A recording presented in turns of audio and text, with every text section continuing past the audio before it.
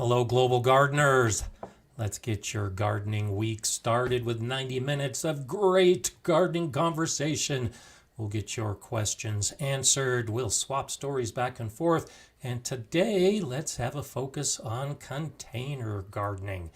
This is one of those things where some gardeners begin with container gardening and others, like me, gardened in the ground and in raised beds for many years before actually getting into growing in containers. And I think it's a great option for all gardeners of all levels.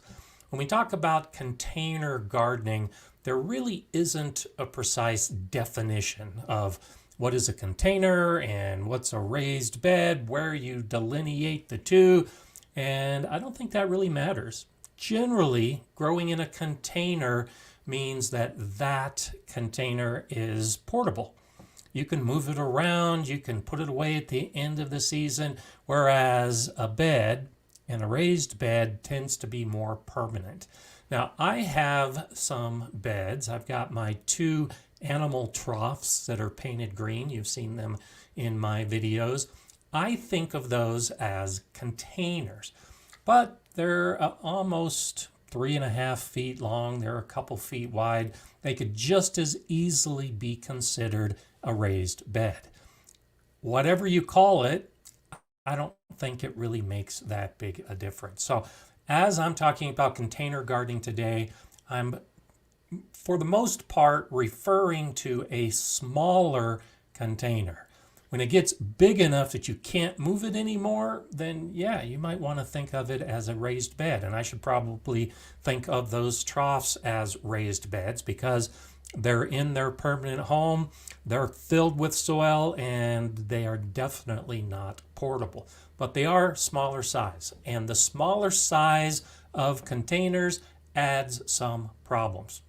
And it's those problems, those issues that you have to consider when you're growing in containers that I really want to focus on today. So I want to give a big shout out to my fantastic moderators, Jay and Heidi, who are always here ahead of time, and they're always conversing with you all, welcoming the crowd long before I show up. So as always, thanks Jay and Heidi for taking care of that. So nice to see a lot of the regulars and a lot of those who can't always be here on a regular basis because they've got jobs or they live in another country with a job. And that's a shout out to Eli from In the Garden with Eli and Kate, who's here today. And I don't think she's quite off work yet, so she might just be listening and participating, and I love that aspect that you're part of the group along with everybody else. So nice to see everybody. And so when you grow in containers, I like to use a variety of containers. I have 5-gallon buckets, I have my grow bags, I have ceramic pots, I have I've even started a project, and you might be seeing this in a video if it works out. I'm starting to grow in shopping bags, those cloth shopping bags that are reusable. All of those kind of things can be used for container growing. The idea being that they're smaller and they're portable. You can fill a container with any soil that you want, and most of the time we fill them with soilless mixes. And so a soilless mix is potting soil. You buy a bag of potting mix or potting soil or compost, it might be labeled in other countries, and that is a blend of organic materials, often with perlite or maybe vermiculite added in, and also very often with fertilizers. And you open the bag, pour it into your container, put your plant in, and start growing. I like to make my own mixes. I show that in a number of videos, but it's the same basic idea. Organic materials that can hold the water and supply nutrients, along with something like perlite or vermiculite that helps with the drainage, because if the material in that container is too dense and too organic, it's going to hold on to that water and you're likely to drown your plants. So adding that drainage component, whether it's grit or perlite or vermiculite, there usually needs to be something along those lines. And then the fertilizer adds the nutrients as well. These soilless mixes that we use in our containers don't contain any soil. There are no mineral components in the blend. And that's really, I think, the biggest difference between container gardening and our regular in-ground or raised bed gardening. Outside in the beds, we have that blend of minerals from our soil and the organics that we've added to that soil. But in a container, you lose out on those minerals. So we need to think about adding those minerals to the blend. And even if you buy a potting mix and it's got fertilizer in it, it might not have enough of those micronutrients that the minerals can supply to the plants.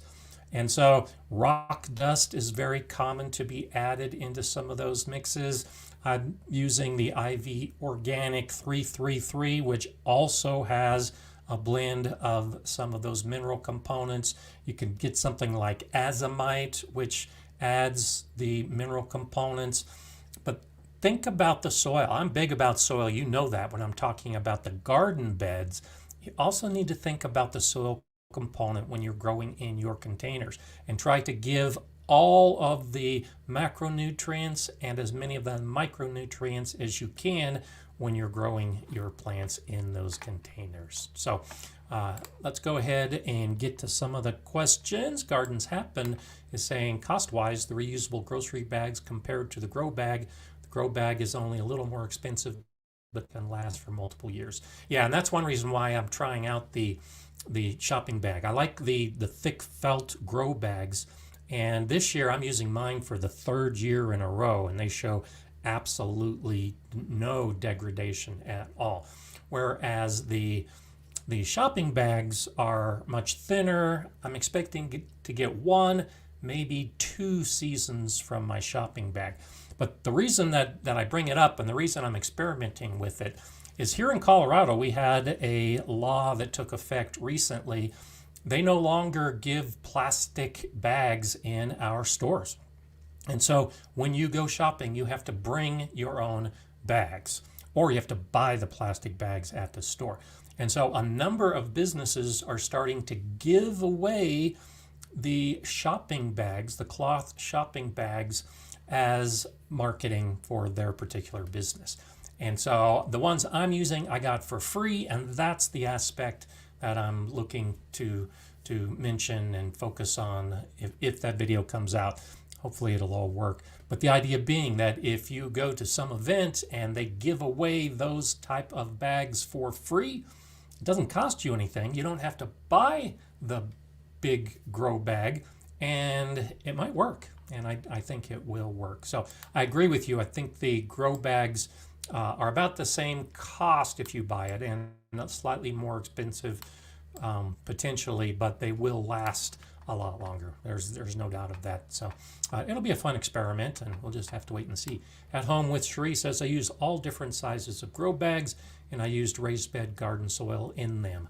I've never mixed my own soil, starting with soilless media. That's actually a very viable option. And the big pots that I used for my columnar apples, I did a video on that last year, and for the blueberries, I did a video on that as well. I started with my native soil as a big part of the blend that I put into those pots. A key difference is that I think if you're going to have a big pot or a big container that is in a semi-permanent location and the plants growing in that container are biennials or perennials, then it really does help to put in your garden soil. It's going to be denser. You might want to be thinking in terms of adding the perlite or the vermiculite to help with drainage, but it does help the plant out over a long time when you're mixing in your garden soil. It's just for most of the annual vegetable garden that we're growing where we typically focus on the soilless mixes. And even if you look at square foot gardening and Mel's mix does not include any native soil or any garden soil. That's a soilless mix, and he encourages in that book Square Foot Gardening that that's actually what you fill your raised beds with. It's going to require a lot of fertilization along the way. I don't think that's necessarily the best way. I like to build up my own soil, and even in a container you can build up your own soil by starting with your own raised bed garden soil. So yes, that's definitely a viable option if you want to take that approach.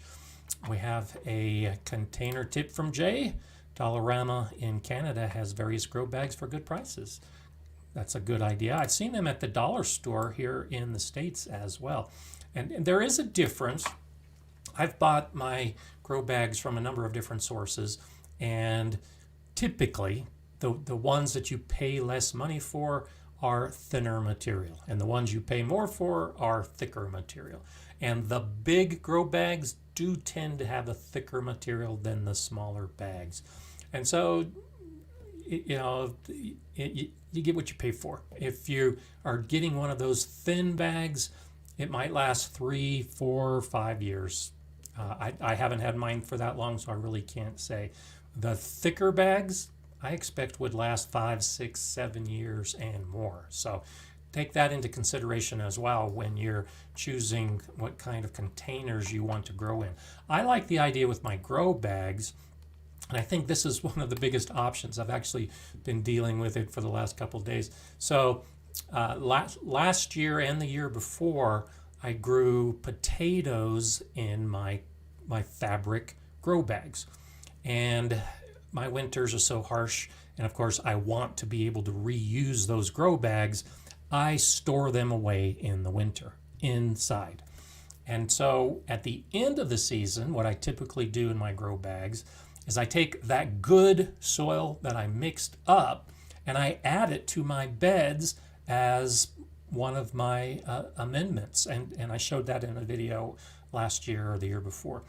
And so that works great. It's taking all that good organic matter that was growing the peppers or the potatoes or whatever you were growing in a container, and then adding that to my regular beds, and it saves a lot of effort.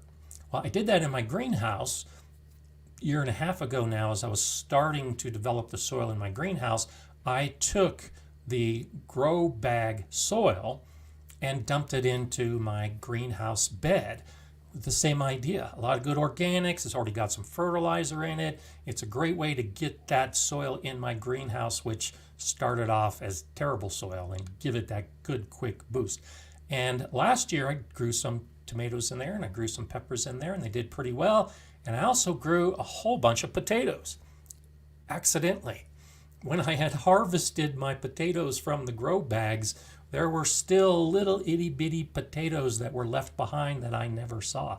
And when I added that soil to my greenhouse, those became seed potatoes. And I actually was able to grow and harvest some pretty good potatoes from that grow bag soil. So be careful when you're using your grow bag soil, again, because there might be some remnants of something like potatoes left behind.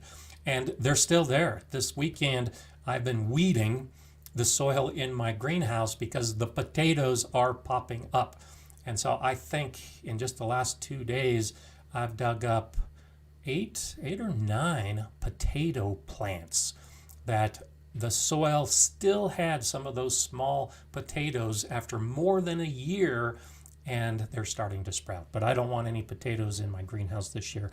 I've got other plans for it. So the potato is a weed that came from the grow bag soil. So I think it's a great option to reuse the grow bag soil, and you don't have to dump it out. You can definitely overwinter your grow bag soil, and this holds true for all containers.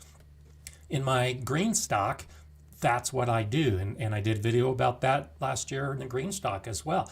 I just add to my container soil each year. I put in some more organics, I put in some more fertilizer, and I revitalize my container soil and then grow in it again. So you can reuse your container soil year after year without any problems, except recognizing that because it's a contained system, you're not getting the soil life like earthworms that are coming in and benefiting the soil, and you're not getting an increase in nutrients because a lot of that soil life is adding nutrients as they break down the organic material in our regular soil. So you do need to think in terms of adding fertilizers to your container garden soil in the springtime. Is generally when I do it, to make sure that the plants that are growing through the season have enough nutrients. So definitely keep in mind those kind of things.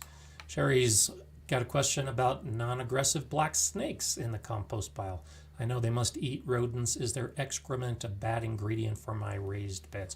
I have not read anything on snake manure being hazardous.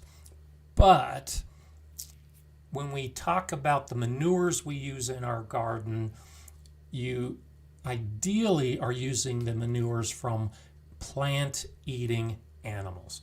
So we use rabbit manure, we use chicken manure, we use horse manure, we use steer manure, all of which have vegetable products in their diet.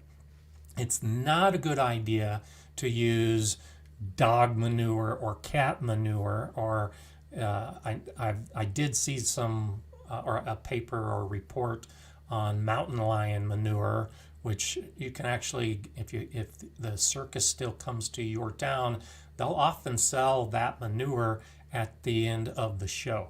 Those kind of manures can be good to deter deer and other pests in the garden, but an animal that eats meat potentially has pathogens or parasites in its manure that could be harmful to humans. Now, I don't know if that's the case for snakes, but that is a consideration, that the snake eating the rodent, and the rodent has a pathogen or a parasite, that's now going to be passed through the snake droppings and could pose a problem. So that's conjecture. I haven't read anything on that. I haven't seen a study on it. If you have a hot compost pile, it shouldn't be an issue. And chances are the snake is slithering someplace else and doing its business, not on top of your compost pile. So there's a little bit of extra information. I wouldn't necessarily think it's a bad ingredient. I would just be aware of its potential problem because it's a snake with an animal-based diet, and the animal-based diet can lead to some problems. So something to think about. Luke's asking if jicama is a good container plant as a tuber. I've heard that it's a summer alternative to potatoes and can grow in the heat, which it does. Only potential downside is that it might need trellising. So yes, just like potatoes can be grown in containers, and sweet potatoes can be grown in containers. Jicama can be grown in containers, as can beets and turnips. Root vegetables of all type can be grown in containers. Just be aware of how much root that particular plant needs and make sure your container is big enough. And yes, for plants that might need trellising, build that into your plan as you are choosing your container location. And so I didn't have a dedicated video on it, but I did show it in a video a couple years ago where I put a Florida weave trellis over my grow bag containers that I was growing tomatoes in, so that as the tomatoes were growing, I had the trellis all ready to go, and I just trained the tomatoes up that trellis. And so whatever trellis you use, you could have it up against a fence, you could have it up against any type of trellising that you choose, and grow the same plants you would grow in a bed, but in a container, and treat it exactly the same. Just because it's in a container doesn't mean you shouldn't trellis it, or you shouldn't fertilize it, or you shouldn't prune it. All those normal gardening activities still need to take place. It's just the medium that the roots are growing in is different. And one nice thing about container growing is you get to choose your location for where the containers grow. Most of us don't have ideal spots in our yard to put our beds. It might not be enough sun in that one spot. It might not, or there might be other things like buildings or pools or kids' toys or who knows what it could be. And you can't put a permanent bed in that spot, but you could put containers in that spot for a few months during the prime growing season. And so that's a big advantage to growing your plants in containers. If you want to grow something that needs more sun, or you want to grow something that needs less sun, containers could be the option. And then you can move it to the ideal spot that you need. And so particularly for something like the sweet potatoes that need a long, hot season, and for some of us in cold regions, it's difficult to grow something like sweet potatoes, well, then grow them in a container. And you can move the container around to get the most sun over the longest period in your season. And you might be able to grow plants you wouldn't be able to grow otherwise in a regular raised bed or in an in-ground bed. Shandy's Garden says, I just put videos up about assembling my Greenstalk last night. Finally, good for you. Filled with bare strawberry crowns and 12 white bulbing Spanish onions on the bottom tier. Fantastic. Congratulations. Greenstalk has been having some great sales lately, so I hope you got a good sale on yours. I'll mention it started today.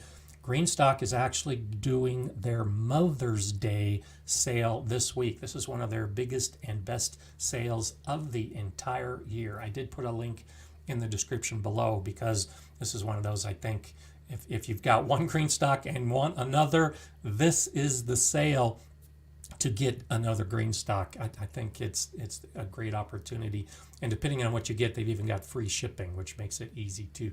So check that out. And so Shandy's Garden, if you're already loving your Greenstalk and you're wondering if you should get another one, well, this would be the week to get another one. And I definitely think it's a great time to take advantage of it. It runs through the end of the week. So if you're at all thinking about doing a Greenstalk. And so, yes, I appreciate your excitement. I just added a Greenstalk to mine on the patio or on my deck. And so you'll see that in a video coming up here real soon because they've got some really cool new accessories. So I now have 3 Greenstalk towers just outside my back door and 3 different colors. You'll definitely be seeing those in future videos because it is a lot of fun. So I like the idea of the strawberries and the Spanish onions, and I know you'll love it. It's a lot of fun.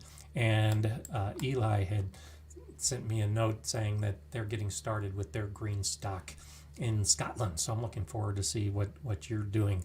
And of course, they're excited because they've got the Greenstalk as well. So I'm doing a couple different things.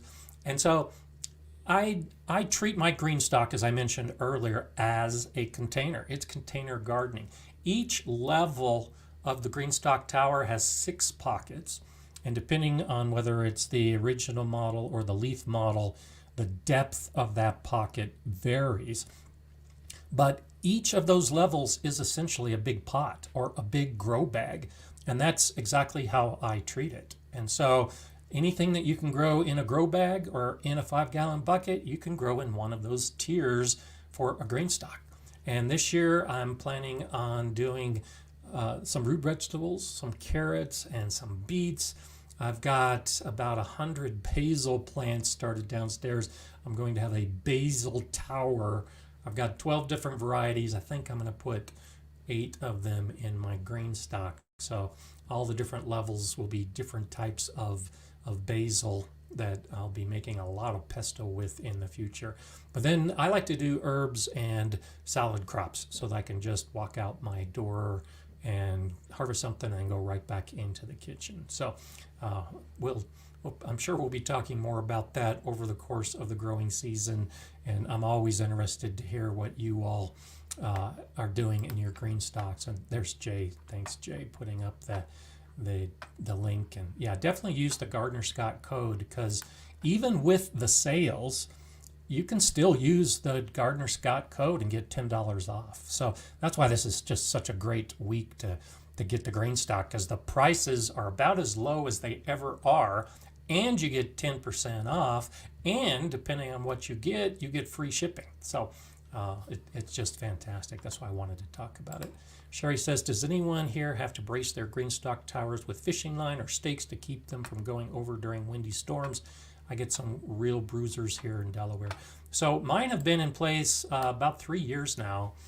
The strongest wind that I have personally observed for me is 75 miles per hour.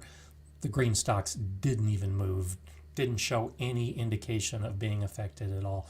We had a gust of over 90 miles per hour in my area. I don't know exactly how much I hit. It was before I got my weather station set up.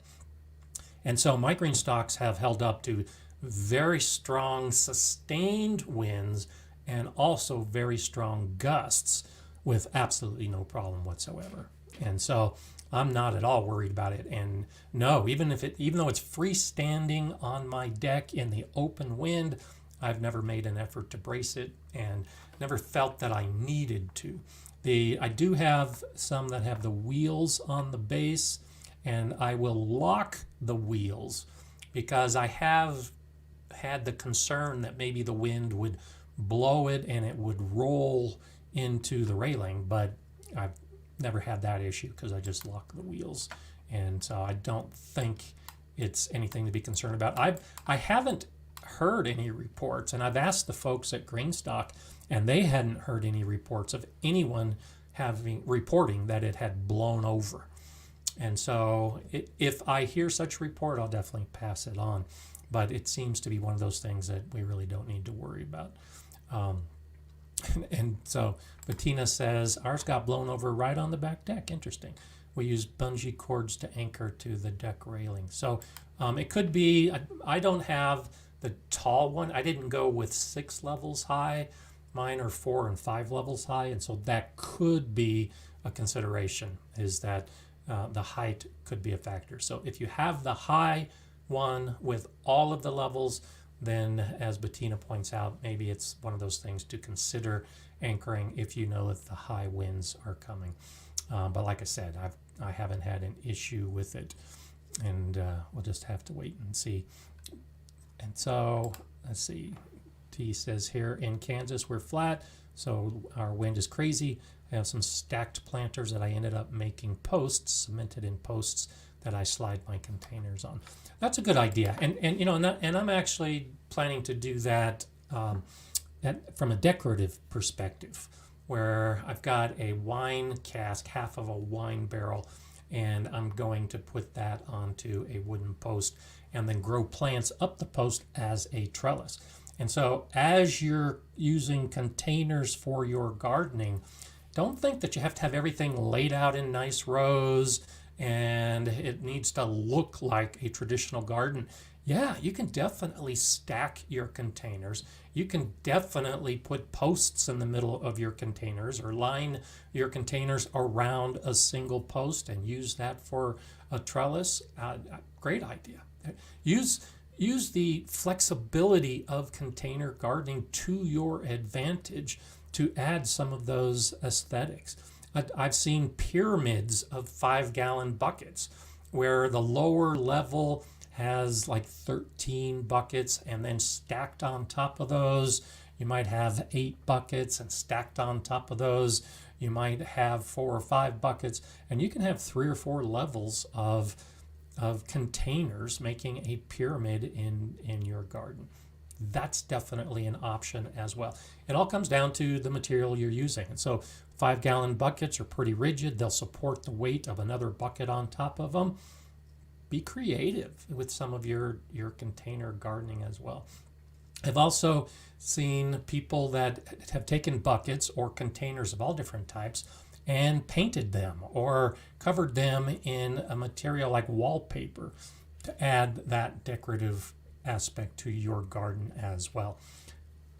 Probably wouldn't think about doing that with a raised bed, but it's easy to do, and maybe you should think about it with a container. If you're looking to add some color to your garden, I do that with the color of the pots I choose. I choose pots of different colors to add that visual component to my garden.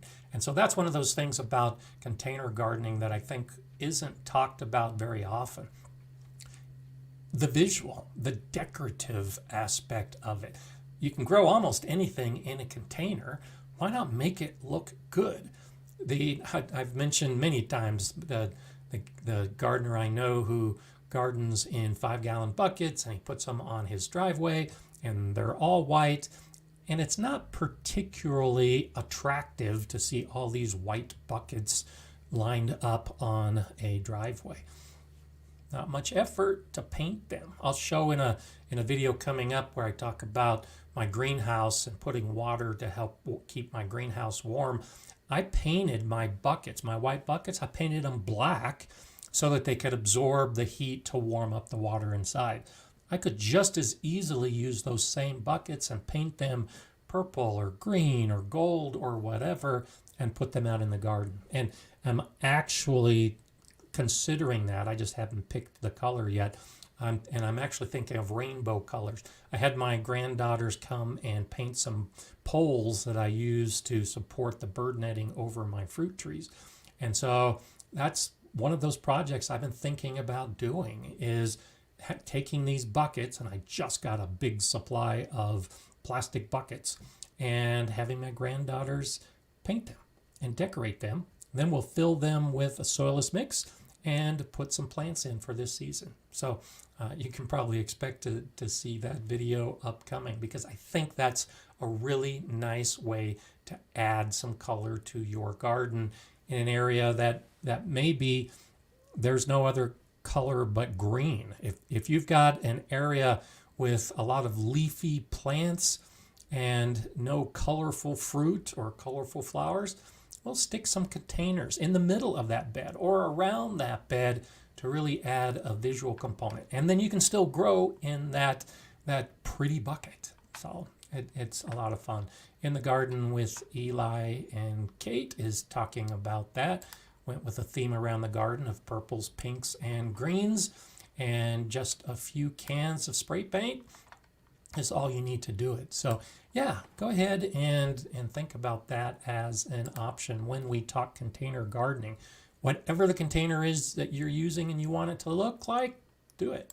And so Bohemian Herbology Natural Solution says containers are all I had for decades. Totally work if that's what you have. I use them now in the driveway. Great idea to tuck in for hardscape appeal. Good to hear. Yeah, there you have it. You don't need to grow in the ground. You don't need to grow in raised beds. You can definitely be a gardener, like they say, for decades with just growing in containers and still be able to get the enjoyment of all of those harvests that you're going to do. Jenny says, yeah, I'm going to paint my plastic buckets too. I've been making wire cloches with wire waste baskets from Dollar Tree. You can stack the small and large ones too, metallic spray paints, and a cute knob on top. I like that idea. I actually went to my local Dollar Tree looking for some of those, because I had others make similar comments, and I couldn't find anything like that. My Dollar Tree gets picked over pretty quickly with all the gardening, or when all the gardening stuff shows up. So I think I need to be a little bit quicker with it when I go through it. So growing roots in agriculture. Nice to see you. Formerly Ultimate Gardening. So interesting. So Ultimate Gardening, I've talked about before. I was on his podcast a while back, and there's a video about that. It's always nice to have you here. Everyone make note that Ultimate Gardening is now growing roots in agriculture, and lots of good videos that you can find on that channel. So I'll definitely go there and check out the new name and see what else you've been doing. I haven't been there in a couple of weeks, so I need to get caught up with that. Always nice. Tennessee Nana says, my granddaughters have given me yard decorations as presents. Lots of interesting designs as well as a variety of gnomes. I like gnomes. I have gnomes hidden. I like to hide things around my garden. So I have lots of little art pieces and frogs and gnomes and painted rocks and all kinds of stuff like that. And many of them my granddaughters have helped paint. And so that's always a nice thing. I love walking through and seeing and the painted rocks.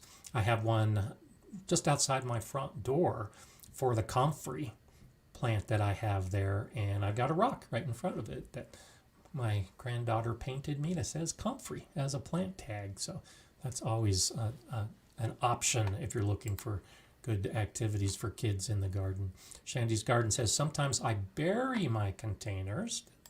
That could be a good plan because I want them part of the landscape, but they do best in containers or they are garden beasts. Yeah, that's a really good idea.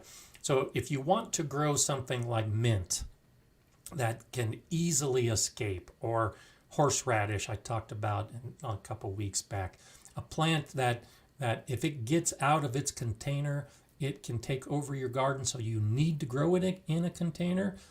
Yeah, absolutely. Bury the container. The plant can still be part of your landscape, still be very aesthetic and blend in with everything else, and that can keep that beast from escaping. So anything that's going to spread through the rhizome or with its roots, or if it is just prone to escaping, put it in a container and bury the container. Absolutely. Also for plants that might be a little tender, and so I haven't done this. It's on my list of things to try out, but like dahlias, you have to dig up dahlias each year, at least in a region like mine. And so those bulbs that you would plant and then have to dig up and then put into winter storage and then put back out again, you can put those in containers and either grow them above ground or bury the container so that they have a nice blending in with the rest of your landscape. And then just pull up that container at the end of the season to store those bulbs in whatever shed or garage you would be using. So that's an option. Definitely consider burying your containers if what you're growing can benefit from it being buried, either aesthetically or because of how it grows. So definitely one of those things to take into consideration. And I'd like to do more of that. It's just finding the time and being able to put it into my schedule. So great idea. I'm glad we can talk about that. Shandy's Garden says, yes, you can overwinter things in containers that you've buried just by pulling them out or rearrange. Exactly. So thank you for that substantiation. And that's the rearranging is one of the reasons I've been thinking about doing it, because you can change up your garden every year. Especially, I like growing flowers. I like the flowers and the grasses I have in my front, but I also like to shake things up a little bit.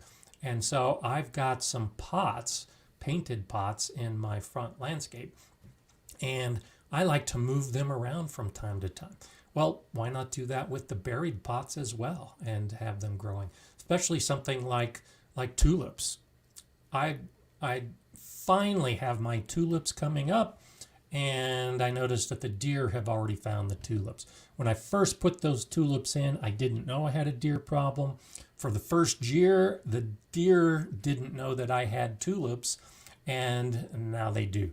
And with Mala on patrol in the backyard, the deer are staying out of my back, but now they're walking up and down the front of our houses on our street. I was just talking with my neighbor yesterday, and they've seen the deer in the front of their house as well, and I'm worried about my tulips. Well, I'm thinking of taking the tulips, if they're not going to do well this year and because of the deer, and put them into pots, and then if I move them to new areas that the deer haven't discovered yet, then I can get my tulips to grow in spring and get that color and then just move them later in the season to a new spot. And so when you bury it or when you dig up and bury, it depends on the plant and the time of year. So like tulips, for instance, in my area, the ground is so frozen in winter into spring that just as it begins to thaw, that's when the tulips are starting to grow. But it's still too frozen to dig very deeply. That's where the container comes in. Put your tulips in a container, you bury the container in the fall in the location that you want those flowers to pop up in the spring, and you don't have to worry about pesky little things like frozen soil.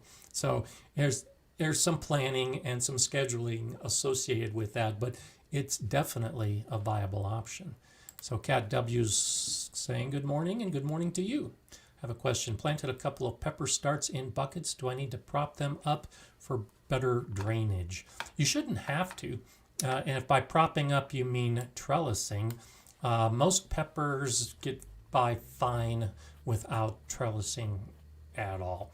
And so if you're concerned about the drainage of the buckets, as long as you did some holes in the bottom, you can have those buckets sitting on solid ground or on the grass or wherever you want to put those buckets.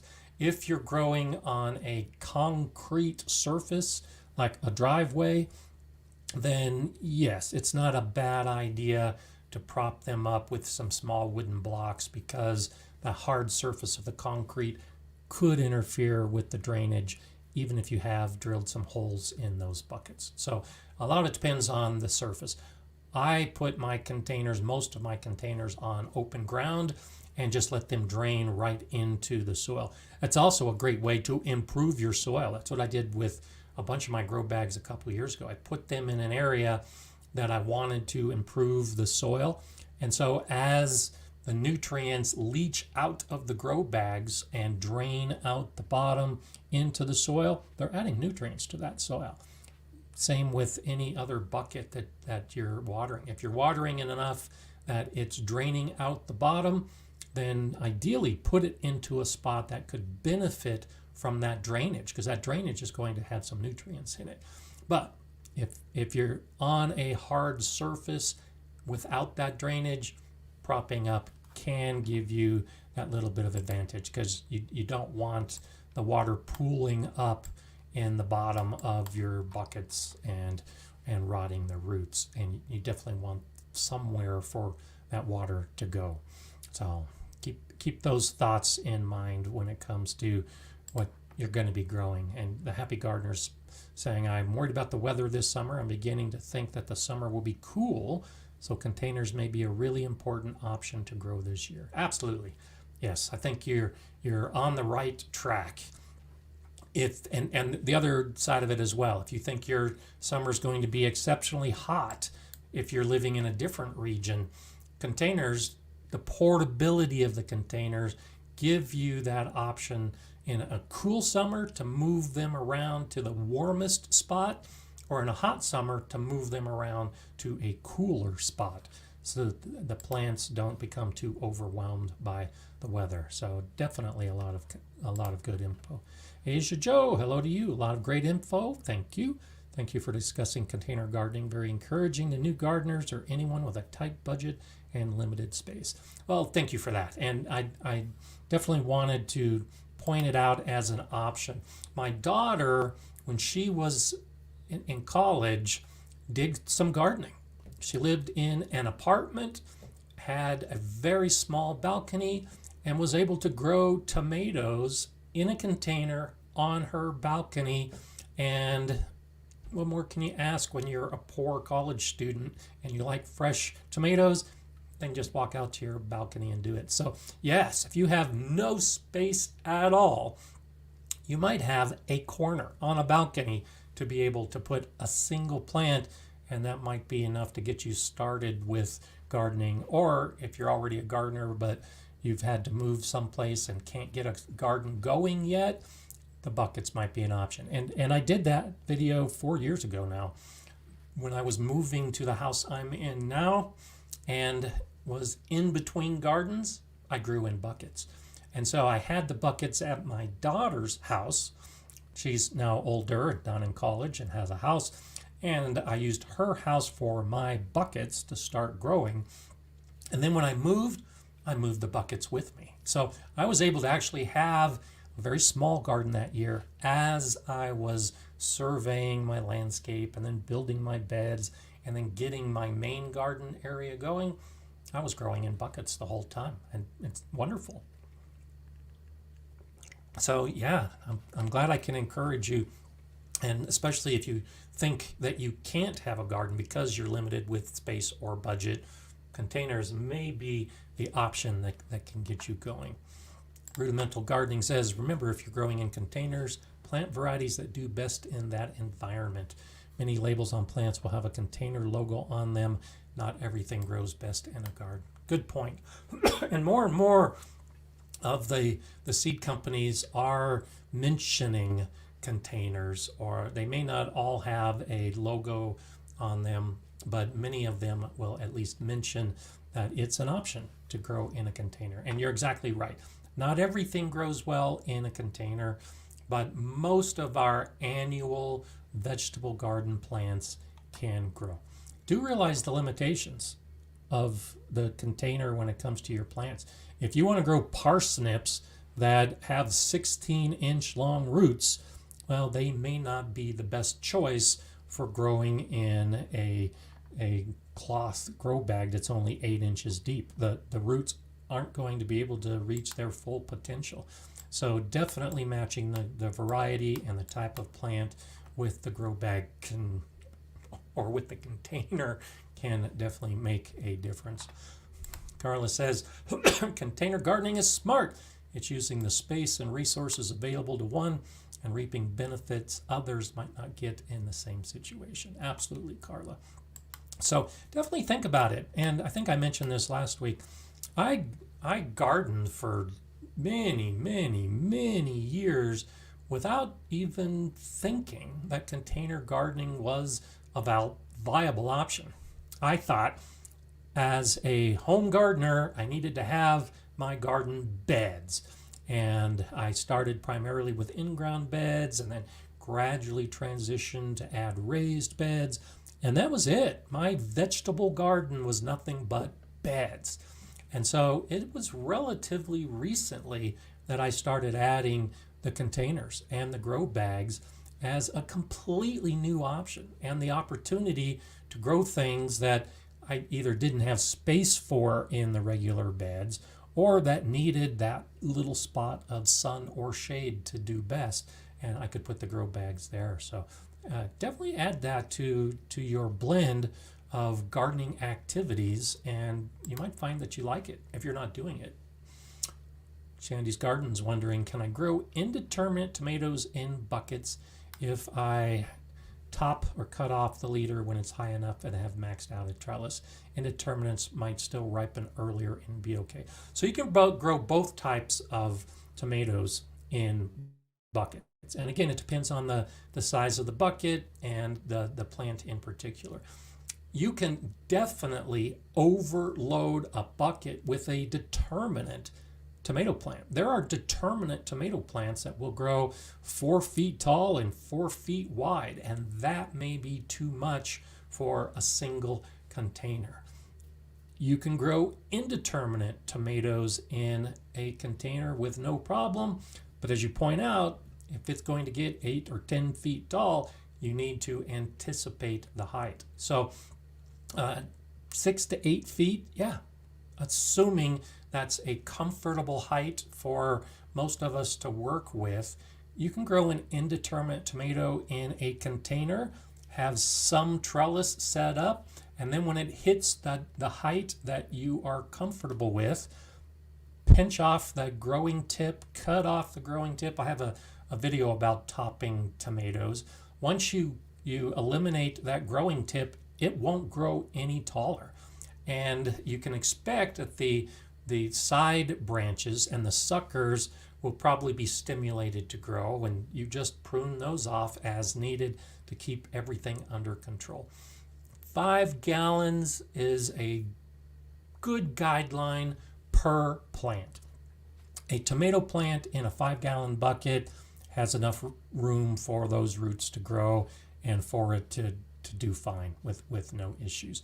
If you grow more than one plant, then you're going to need a bigger container, or just expect that the plant's not going to grow as big as its potential would allow. So go for it. Whatever type of tomato you have, just be aware that as the plant gets bigger, even if it's a determinant tomato plant, it just needs to have the space to grow wherever you put it, and the branches will definitely fill up that space without too much difficulty. And so Sandy's wondering, what does determinant mean? So when we talk about tomatoes, we've got the two different types. We've got determinate tomatoes and we've got indeterminate tomatoes. And this also holds true for potatoes, but that's in another video. I'll just talk about the tomatoes right now.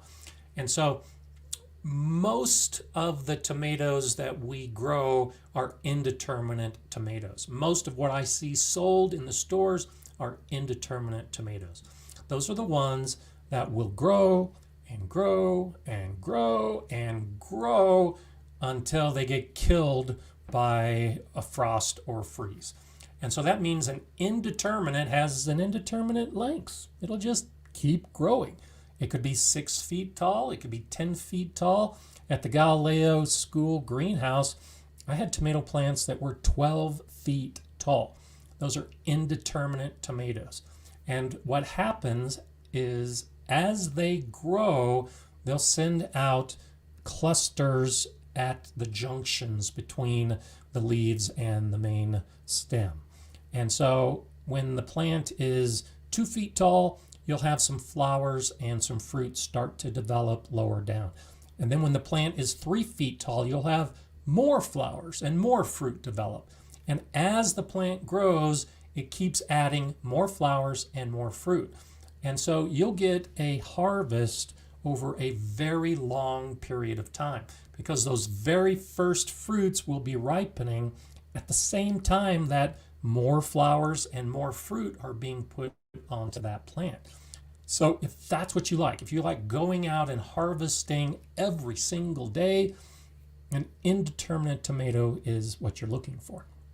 A determinate tomato has a predetermined size, and it's not going to keep growing taller and taller.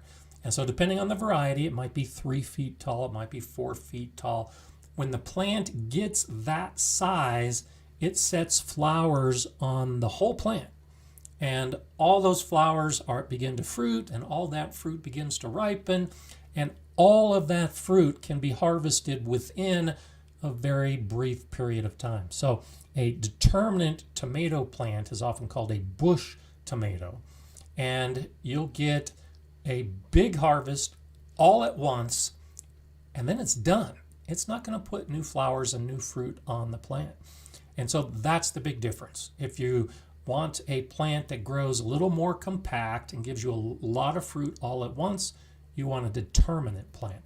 If you want one that you can trellis and give a lot of space to and get a harvest for a long period of time, then an indeterminate plant is what you want. And you can expect that the seed package will tell you if it's a determinate or indeterminate. It might say bush or vining, but it should tell you one way or another. There are companies out there that don't give a lot of information, so if you don't know, go ahead and look it up based on the variety name, and there'll be information online for you to find it. You can't tell when the plant is growing. Until the plant gets 3 or 4 feet tall, you really can have difficulty in figuring out whether it's determinate or indeterminate. So you can't just look at a tomato and say that's determinate or that's indeterminate. You need to know by the variety, and you need to keep track of it so that you don't run into issues thinking you're growing one and you end up growing the other. And I've done that. I've put plants in that I thought were determinate and they ended up being indeterminate. I thought was it San Marzano, I think, is one of those. So San Marzano is a nice paste tomato, and a lot of the paste tomato plants are determinate, because the idea is that you grow this bush plant, you harvest all the tomatoes, and then you make tomato sauce. Those are paste tomatoes. And so the first time I grew San Marzano, I just assumed it was a determinant tomato plant, and it's not. It's an indeterminate plant. So be careful about assuming that one might be one particular type. Do that little bit of extra research to make sure you're growing the variety that you definitely want to be growing, or else it could be a problem. In the Garden with Eli and Kate says, our patio is too cold to use for most of the year because it's in the shade. Talking to Jay Dixon. And so there is one of those considerations. I watched an old video on the Eli and Kate channel a while back, and they're sharing thoughts about what they would do differently, or what they hope would be different in their garden. And they've got a beautiful shed, but that shed is right in the middle of where all the sun is.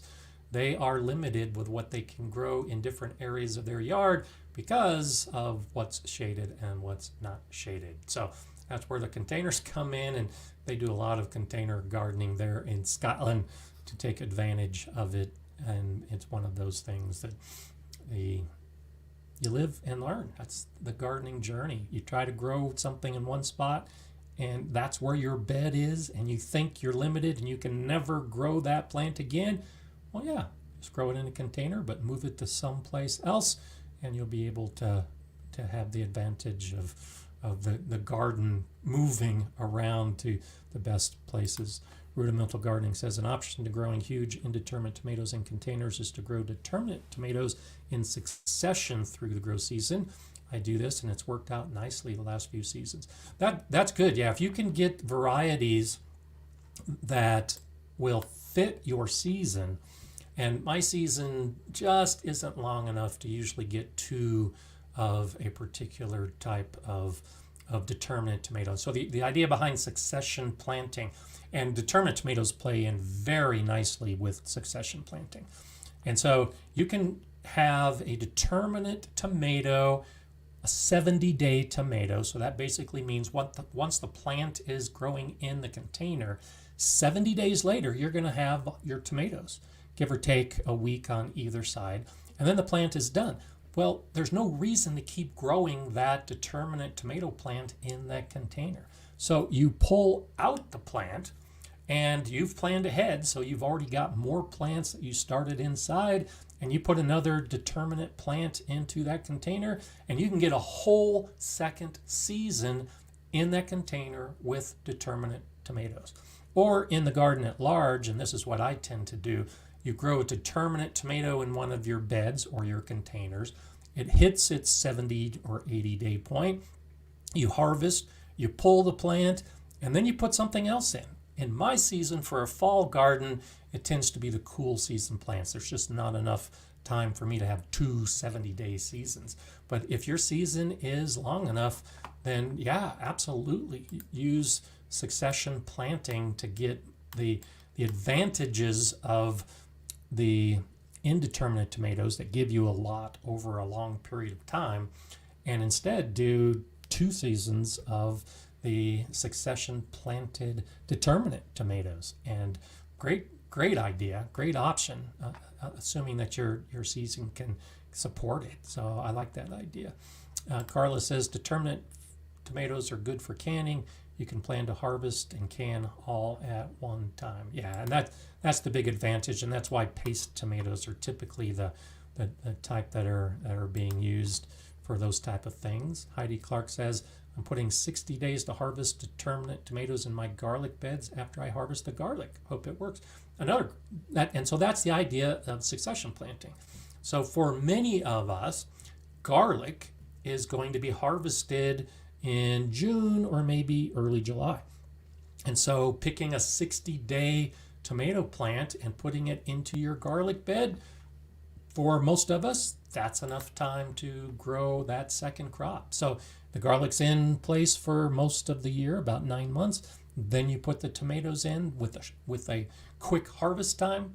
Great idea, Heidi. Great idea. So definitely let us know how it goes, because it should work well. Hopefully you won't get a early freeze that puts an end to that, but yeah, definitely a great idea. Carla says, pizza garden, pasta, tomatoes, garlic, basil, etc. Yeah, I showed my video on my salsa garden. I am definitely planning the same thing. That's one reason why I got so many basil plants growing, because that's exactly what I'm planning to do. I'm planning to grow my paste tomatoes, and in that same bed I'll be growing some basil, and I'll also have the garlic and the onions nearby. And pizza garden, absolutely, why not? Anything that you might put on a pizza you can definitely grow in your garden. Most of them can grow in the same bed or grow in containers. And Sherry says, absolutely, don't forget the oregano. I was just actually checking it this weekend. My oregano is up and growing, and I'm planning on harvesting it and using it in all of those pizzas and all the rest of my cooking. I actually still have a jar of the oregano, and just this weekend I had made some spaghetti sauce. My granddaughters were over and we enjoyed a nice spaghetti dinner, and I opened up one of the jars of my own saved and dried oregano, put it in the sauce. It's still good, and it actually, I think that jar is a couple years old and it's still wonderful. So saving your own herbs is just such a great option. I'll have a show here in the weeks ahead, and we can focus just on growing the herbs, or herbs for some of you, so that we can save it for later days. That's one of the best things to do. Jay Dixon has another container gardening tip. Helping a newbie with a few containers makes a small, focused, manageable start to gardening. Great idea. Absolutely great idea. And that actually was, my daughter has raised beds at her house now, and it was my container gardening at her house that really got her motivated, I think, to start putting in some raised beds and start doing more gardening. So that's a great idea, Jay. If you are looking for a way to help someone out and get them started with gardening, go ahead and show them how to grow in a couple containers. And that might be that catalyst they need to then expand and add raised beds or in-ground beds to their landscape as appropriate and do more gardening. Starting small is absolutely the way to go, and containers can be a great way to start small. While I'm thinking about it, let's go ahead and talk about the background today. This comes from Thelma Winston, and it's been there a while. So there's a lot of cool things about this garden that Thelma was so nice to share with me. First off, if you look in the back, you can see it's a very steep hill at the back of this garden. Now, she and her husband started this garden many, many years ago and had to figure out how to garden on a hillside. And I haven't really discussed this much in previous live streams. If you look at my videos from about 5 years ago, you can see this is what I was confronted with. I had to put my beds on a hill. And the way you do that, there's options, but trellising is, or not trellising, I always get this messed up. You have to set up the beds in such a way that they are at different levels. And so you can see that they have done this on all areas of their garden beds, or of the garden in particular, is that you have one level of a bed, and that fits into another higher level that is sitting just behind it, and that fits into another level that is sitting just behind it, and that's how you can grow in a bed. And so, yeah, there's Yankee Sister Homestead, that's Thelma.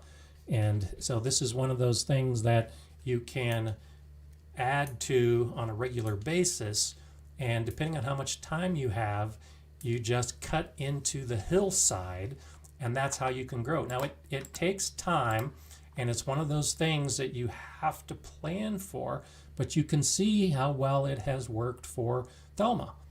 And I really like this method because the hills are often a hindrance to gardeners, and so they don't even attempt it, or they only grow on the flat space in front of the hill. So as long as you're willing to cut and build and dig and plan, you can definitely have a garden on a hillside. One of the other things I definitely wanted to point out is the covers that Thelma has over her beds. You can see the long row fabric over these shorter beds. You can see some of the taller beds that have a cover over it. And so covers play a number of different important aspects in our garden. One is for heat. So particularly in early spring, those covers can help hold in the heat at night. And it can really make a big difference for whether the tender plants are going to survive or not. But also, especially for those of you that live in a region with a lot of bugs that like to eat plants, you do what Thelma did. You cover your entire beds with the row fabric, row cover, and that keeps those insects out. And so you can grow small plants with the risk of them being eaten by the insects reduced by being able to consider that the cover is going to take care of those pests. And if you do that on a regular basis, but even just every now and then, every couple years, cover your plants in spring. And that helps keep those insects from gaining hold in your garden. There's a lot of the regions around the world that have insect problems, and those insects will live in the soil, or they'll live in the dead plants that are left behind over the winter, and then they emerge in the spring and begin eating all those young plants. Well, if you never give those adult insects the opportunity to lay their eggs, then you'll never have that problem. And so these covers are a great idea for that, Thelma. And then of course the beautiful tulips at the front of the beds. And you can see as well, if I move to the side, that there are a lot of containers.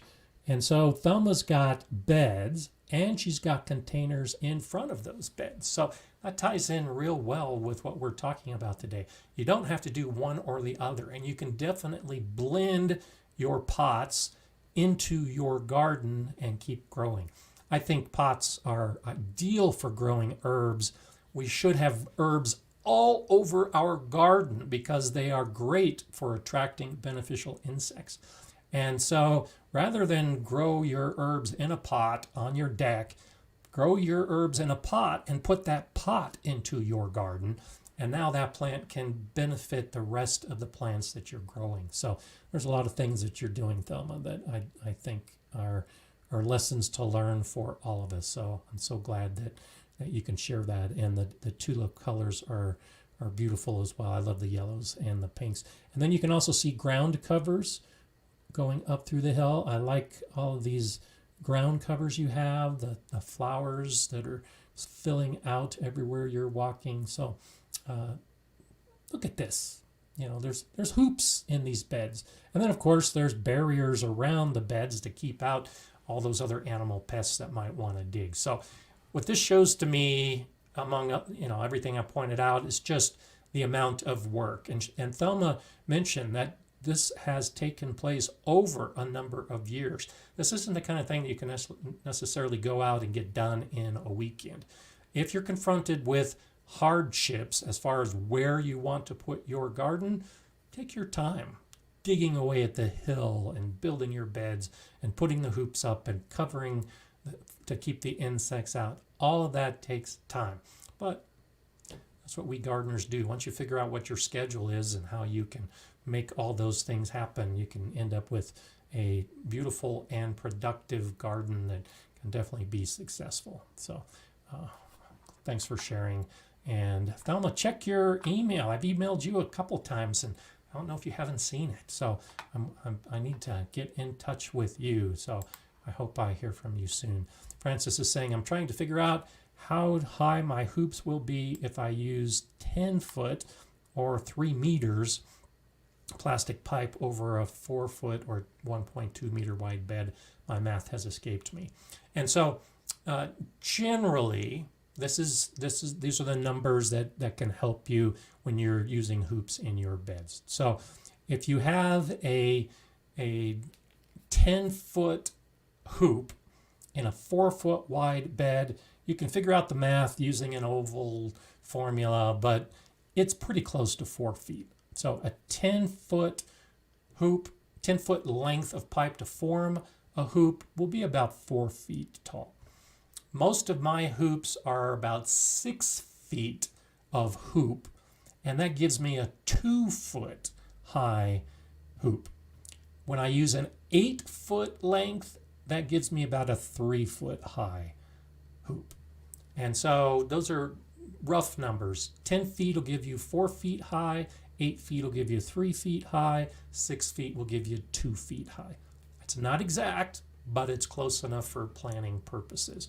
And so if you want a really high hoop, then you go with that. My video on hoops shows those different lengths and shows the different heights. So if you haven't seen my hoop video, that can give you an idea in relationships of the different heights of the different hoops.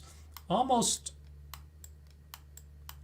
all of my hoops are either 2 or 3 feet high. I don't use the 4 foot high hoops very often because most of the plants I'm growing don't need that tall of a hoop. So just like with the containers, the hoops should match the plants that you're growing. And so I have my cattle panel hoops, and I just will move the different size hoops to whatever bed I'm growing plants in that year that will match that size. And that's the approach I work. So definitely check it out. Okay, let's see. Rolling right along. So nice to see all the wonderful comments to Thelma and her garden. And definitely share your garden with me. I got a couple others that are in the queue. Send them to gardenerscott@gardenerscott.com and I will add them to the queue. And before I forget, I want to make sure I mention it now, and I'll also mention it at the end of the show, but I will not be here next week. So on May 15th, there will not be a live show, but I'll be back the following week on the 22nd. So if you show up next week, go for it, but I'm not going to be here, and there's not going to be a link to a live stream. And then I'll tell you about where I went and what I did when I get back in 2 weeks. So be sure you mark your calendars. I love spending my Mondays with you, but next Monday I'll be traveling and I won't be able to do it. I'll actually literally be on an airplane during the time that we would be doing this show. I've thought about when I travel trying to do remotes, but next week it just doesn't work at all. So I'll miss you all, but we'll be back and we'll do it all again.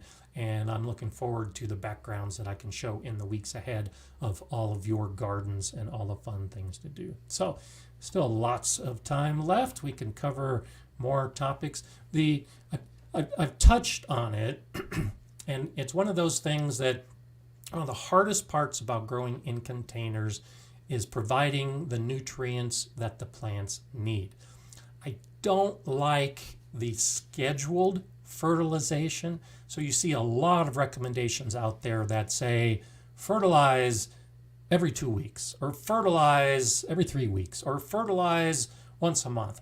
I really don't like that method because most of the fertilizers that we're buying and using are pretty high in nitrogen. And many of the plants that we might be growing in our containers don't need that much nitrogen. So the fruiting plants, the peppers, the tomatoes, the eggplants, those plants that you can grow in a container, if they get too much nitrogen, they're going to be a beautiful plant, but they're not going to set flower and fruit because they're spending all of that time and all that delicious nitrogen to put on new green growth. So instead, recognize that one of the deficiencies of container growing is that there isn't going to be enough nutrients in that mix unless you add it to the mix, and you add it in the form of fertilizer. You have to be careful about adding too much fertilizer. So I'll add the fertilizer at the beginning of the season, like I've done already with my Greenstalks, like I've done already in the grow bags that I've started filling up. They've got a slow release fertilizer in those containers. And that usually can be enough for an entire season. If you plan appropriately with a slow release fertilizer, you may not need to fertilize again. If at the mid-season point, or as you're getting close to the point that the plant is flowering and beginning to set fruit, look at the plant. Let it speak to you. And the plant growth can give you an indication. Is it happy in the container? If it's not growing well and it doesn't look happy, now it's time to add a water-soluble fertilizer. Give it that quick boost, and it'll get into grow mode and harvest mode. If the plant looks good, but it's not flowering as much or fruiting as much as you might expect, then fertilize it again. Just be careful about fertilizing all the time on a regular basis, because you can overdo it. And that's one of those things that I suggest you start doing your container gardening, or do more container gardening, and take special attention to learn that fertilizer aspect.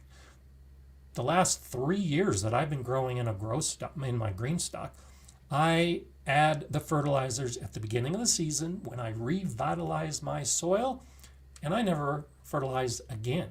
And I grow the entire season growing those herbs and those peas and those salad crops and whatever else it is. This year, I mentioned I'm growing the root crops in my Greenstalk. The last thing I want when I'm growing a root crop is to put a nitrogen fertilizer on it to excess, because root crops, when they get a lot of nitrogen, are going to grow a nice big bushy plant at the expense of that root. So you don't put a nitrogen fertilizer on your carrots or your beets or your turnips, because you're not going to get the root that you want from that plant. So container growing, that's a big challenge, is getting the fertilizer right. And you got to do it. You just gotta figure out what you're growing and how much it needs, and it'll take a while. You might figure it out in the first year, but it usually takes a few years to figure out, based on what you're growing and the container that you're growing in, just exactly how much fertilizer you need. Thank you, Yankee Sister. Always nice to have you here. You're amazing, and this chat is awesome. Everyone have a great week. Well, thank you for that. You definitely help us every week get to that wonderful week point. It's so nice to have you here every week, and of course those kind words are always nice. And I see that Patty says that she has to run as well, so we'll see you back in a couple weeks as well. Hope you have a wonderful week. We still have a little bit of time, so we'll finish up here. Carol says, instead of hoops, I use stakes with practice golf balls on top to protect the netting or shade cloth from puncture. Secured to my metal bed with bull clips, can easily open and close and change height. Great idea. And so I like hoops just because I love my cattle panel hoops, and I can stack them at the end of the season and get out of the way. Then I just pick them up and put them into my beds. But that's not the only way to do it. And I like your idea of stakes with the golf balls on top. And I actually just came across a little orange plastic golf ball that was stuck in a corner a couple days ago. So that's a good suggestion. The puncturing of the hoop, or of the material that I have on my hoops, is one reason why I like that nice solid structure. But the golf balls or tennis balls, I've seen a lot of gardeners who use tennis balls on a stake as well. That's another great way to help keep it off the ground and cover your plants without puncturing it. Because with planting, whether it's stakes or hoops, you should be able to reuse them year after year. So you don't want to punch holes in your plastic. Use that practice golf ball, or use that tennis ball to do that. So thank you for that, Carol. I appreciate it. Terry, a new member to the Gardener's Scott channel membership. Thank you, Terry, as a new member. Nice to have you here. I look forward to seeing you on some of the forums that we do as part of the membership. Such a great group that we all have on that Facebook channel where people are sharing videos and pictures and information and knowledge. It's just a fantastic group.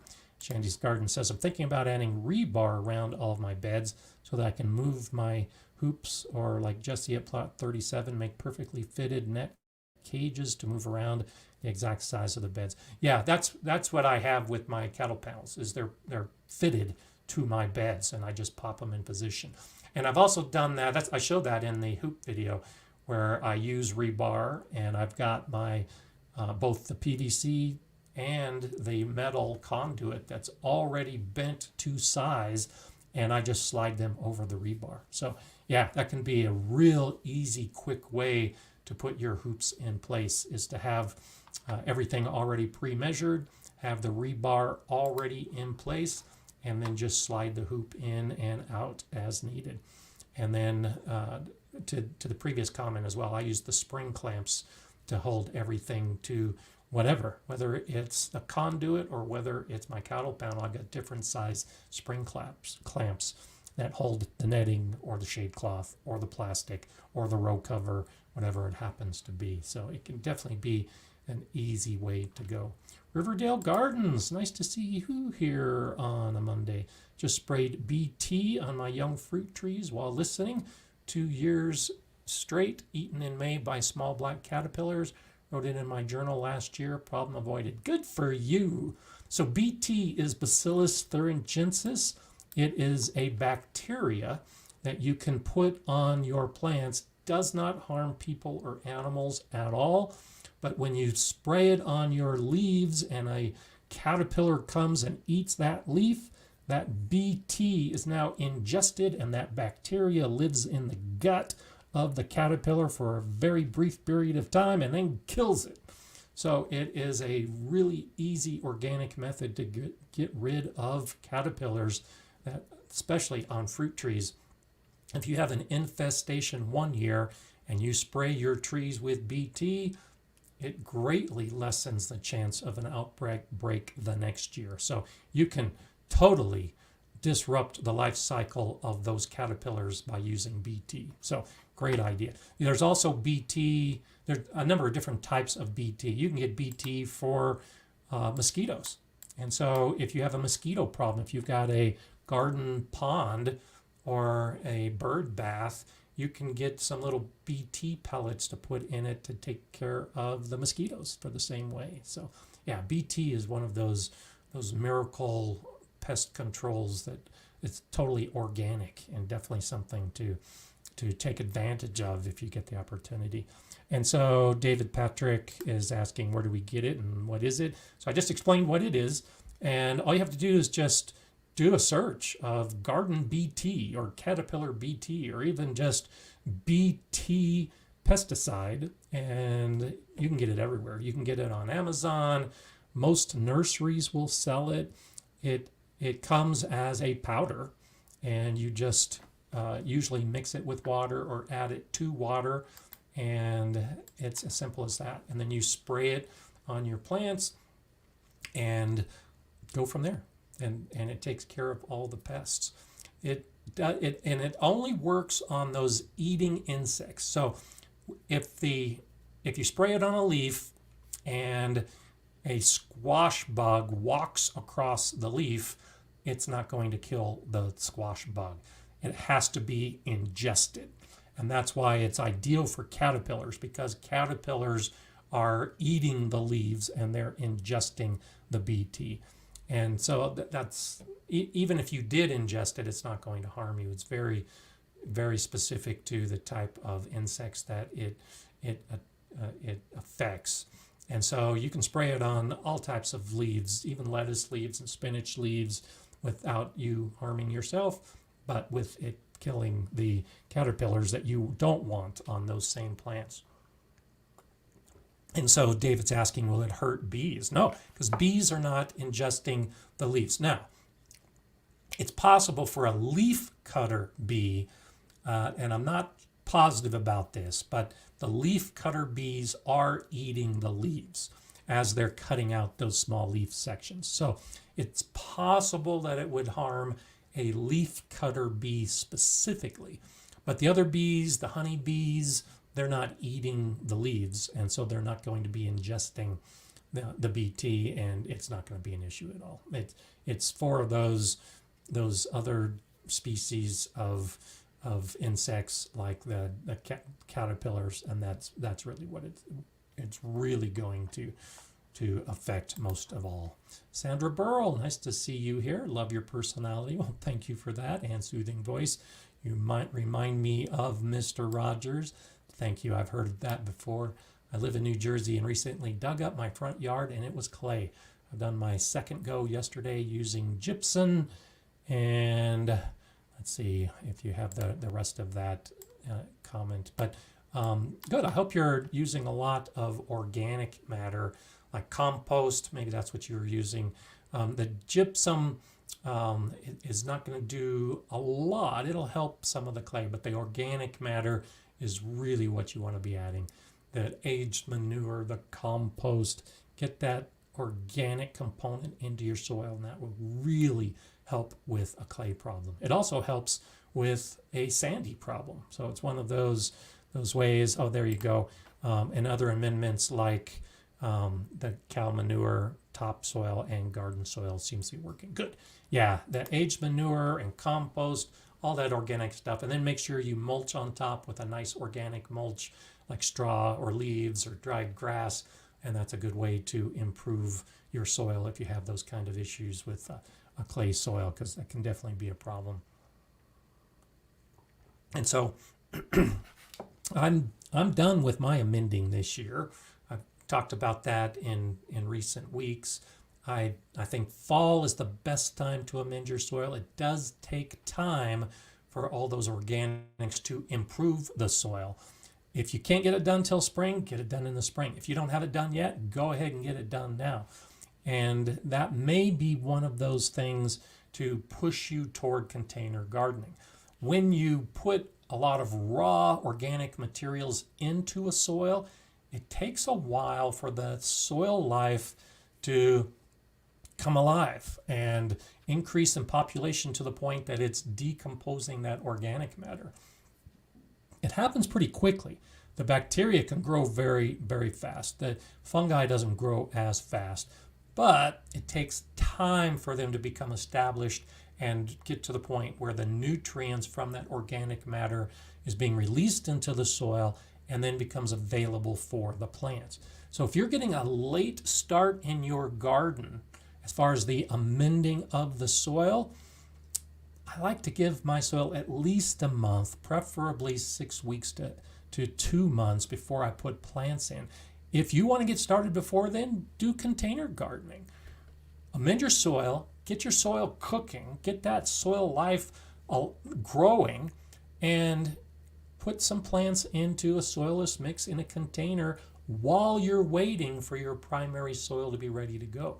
And then in a month or two, you can go back to your regular garden beds and put the plants in and know that that soil life has started developing and that some of those nutrients are available to your plant. So there's lots of reasons to do container gardening, and we've touched on a number of them today. But that could be an option. If your season scheduling just is off a little bit, it's easy to do container gardening if you haven't been able to build your beds or fill your beds or amend your beds. Get some buckets, get some pots, get some grow bags, and do your growing that way. And that may be a way to get your season started and get something growing. If you didn't know, this Sunday is Mother's Day. My guess is that you did know. We talked earlier about using containers as a way to introduce gardening to others. Containers can also be a great way for our parents who might be of an age that they can't be out in the garden working and doing a lot of effort. A couple pots, a couple containers might be an option. So if you're trying to think of something for your mother on Mother's Day, think maybe container gardening. Buy a nice pot and get a bag of potting mix and get some plants from the nursery, and that can be your Mother's Day gift as you visit your mother and pot up some plants and get them growing. I think that could be a wonderful gift to give. I lost my mother last year, and so this is actually the first Mother's Day in my life, literally, that I haven't talked with my mother, but I'm thinking of her, as you might guess. And so for this Mother's Day, I'm going to do something like that. If you've lost your mother and it's Mother's Day, plant a plant in memory of your mother. And growing in a container is a great way to do that. So my plan is a nice, colorful pot. Purple was her favorite color, so I'm getting a purple pot, and I'm going to put some flowers in it and add the color of not only her favorite color, but the color of the flowers, also purple flowers. And so this year in my garden, I'll have that little purple section. And when I walk by it, I can think about my mother and all those past Mother's Days. And it's just adding that nice little emotional and memory component to the garden that I think is so important for us to never lose sight of. So maybe that's giving you a few ideas for your Mother's Day. I think containers are good all year round, but this is one of those days that we can maybe take some of what we talked about today and put it to use and put it in our garden. And the Mother's Day excuse is as good an excuse as any other that you might need. So take advantage of it and make it happen. I'll be back in 2 weeks. Remember, I'm not going to be here next week, and I'll be looking forward to seeing you then, sharing some stories of my adventures. And of course, we'll talk about gardening the whole time, answer your questions, and make sure your gardening week starts off great. I'm Gardener Scott. Enjoy gardening.